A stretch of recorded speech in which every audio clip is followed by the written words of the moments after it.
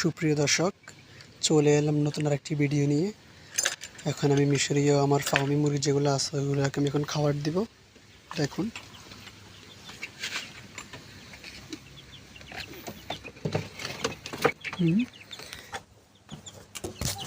দেখুন মুরগিগুলোকে খাবার দিলাম। এখন সাথে সাথে পানি দিব।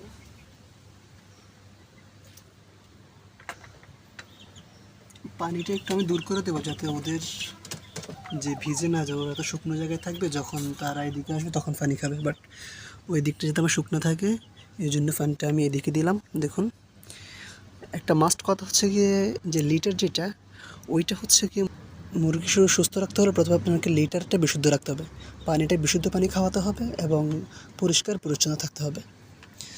যখন পরিষ্কার পরিচ্ছন্ন রাখবেন তখন আপনার মুরগিগুলো অসুস্থ কম হবে, তখন আপনার মেডিসিন খরচও কমে যাবে।